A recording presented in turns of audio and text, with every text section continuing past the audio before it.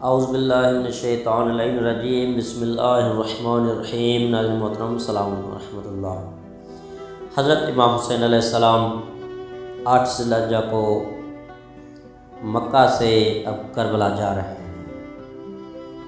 حسین ابن علی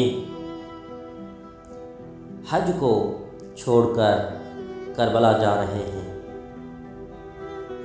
یعنی حسین ابن علی کے نزدیک کربلا جانا اتنا اہم تھا کہ حج جیسے واجب رکن کو چھوڑ دیا۔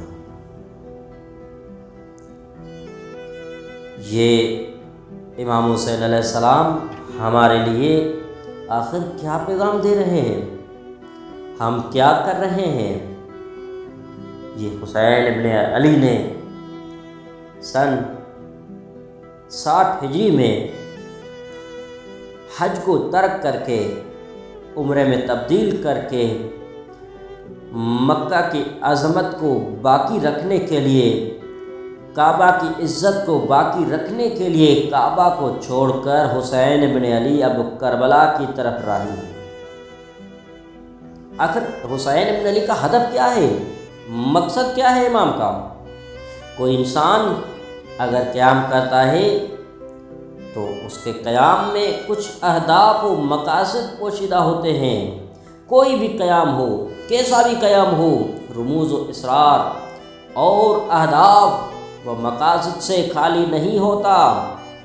یہ اور بات ہے کہ مقصد کس حیثیت کا حامل ہے۔ بہرحال قیام کرنے والے کے نزدیک قیام کا ایک ہدف ہوتا ہے۔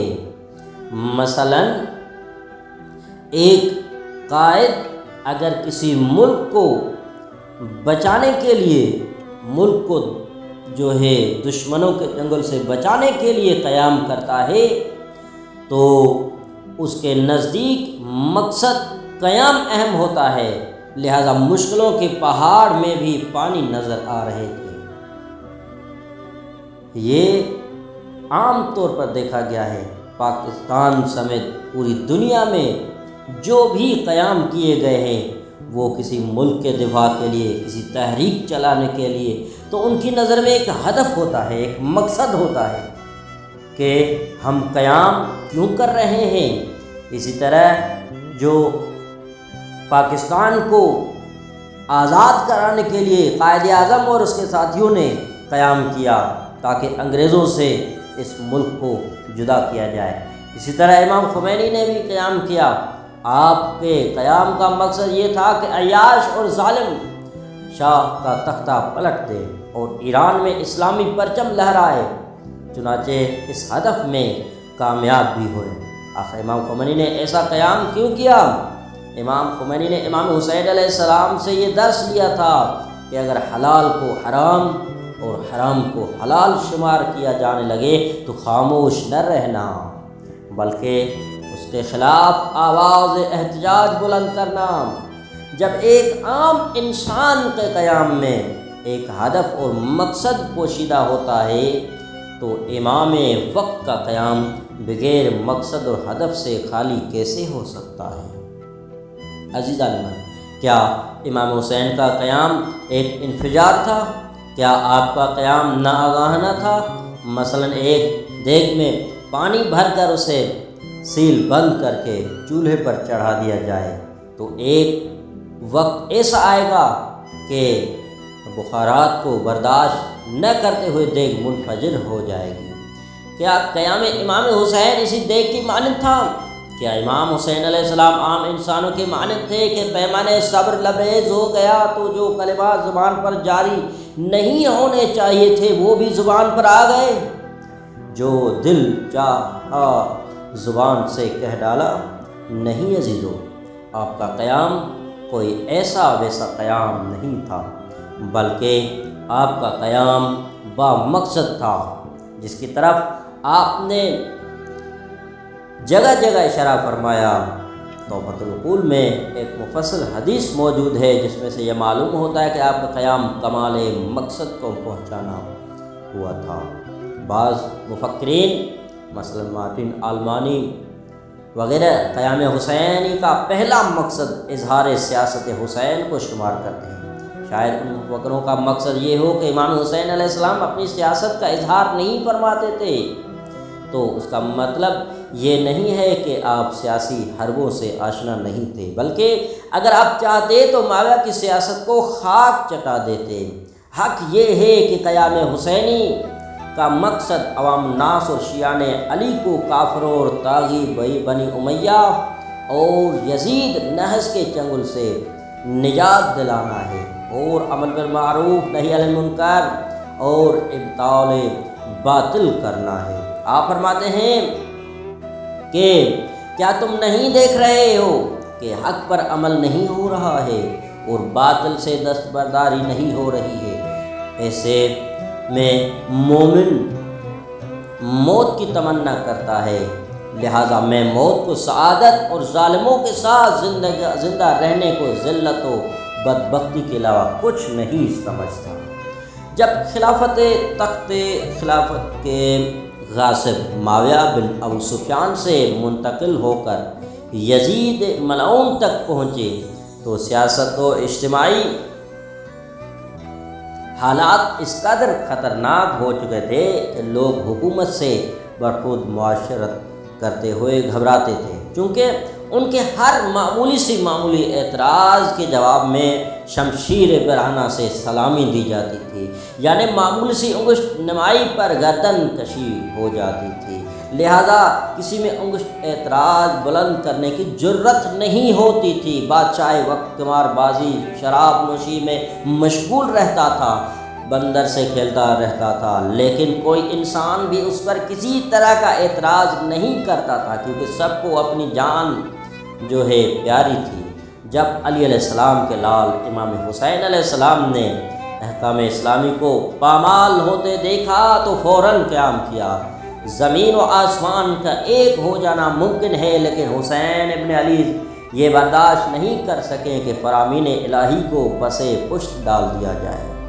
محمد حنفیہ کی کو وصیت جو تحریر کرتے ہوئے امام حسین اپنے مقصد قیام کو اس طرح بیان فرماتے ہیں کہ میں تفریح، خود غرضی، فساد اور ستم کی خاطر خارج نہیں ہو رہا ہوں، بلکہ میرے قیام کا مقصد اپنے نانا کی امت کی اصلاح کی ہے اور امر بالمعروف نہی عن المنکر کرنے جا رہا ہوں، اور اپنے نانا رسول اور اپنے بابا علی کی سیرت پر عمل پیرا ہونے جا رہا ہوں۔ آگئے جناب محمد اشتیاقی صاحب اس عبارت کو اس طرح نقل کرتے ہیں کہ انی لم اخرج اشرا ولا بطرا ولا مفسدا ولا ظلما انما خرجت لطلب اصلاح فی امت جدی و شیعتی ابن علی بن ابی طالب علیہ السلام۔ میں خود غرضی، دھوکہ دھڑی، فساد اور ستم بیداری کے لیے قیام نہیں کر رہا ہوں، بلکہ نانا جان کی امت اور اپنے بابا علی ابن ابی طالب کے شیعوں کی اصلاح کے لیے جا رہا ہوں۔ مکہ سے خارج ہونے سے پہلے امام اپنے اصحاب کو خطاب کرتے ہوئے ارشاد فرماتے ہیں کہ جو شخص یہ چاہتا ہے کہ اپنا خون مجھ پر بہائے وہ ہمارے ساتھ نکلے کہ میں کل صبح انشاءاللہ خدا کی راہ پر گامزن ہوں گا۔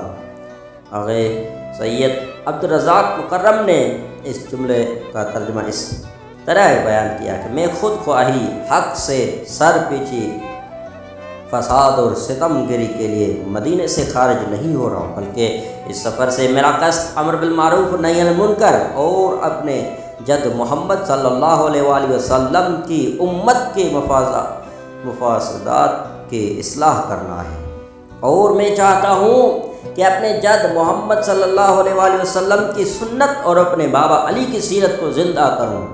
امام حسین آزاد تھے، جس وقت بھی جس جگہ بھی چاہتے سفر کا ارادہ ملتوی کر سکتے تھے، جیسا کہ عوام الناس ذرا سا خطرہ محسوس کرتے ہوئے سفر سے باز آ جاتے ہیں، لیکن یہ امت کے پیشوا ہیں،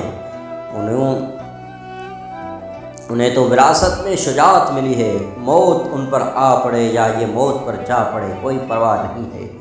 مکہ میں ایک خطبے میں ارشاد فرماتے ہیں جس میں سفر کا وقت شہادت یہی نہیں بلکہ جزیات شہادت کو بھی واضح طور پر بیان فرمایا تاکہ جو آپ سے جدا ہونا چاہتا ہے وہ یہیں سے ہی جدا ہو جائے، اس دھوکے میں نہ رہے کہ مال غنیمت حاصل ہوگا، اور جن لوگوں نے پختہ ارادہ کر لیا وہ صرف وہی ہمارے ہمراہ رہے۔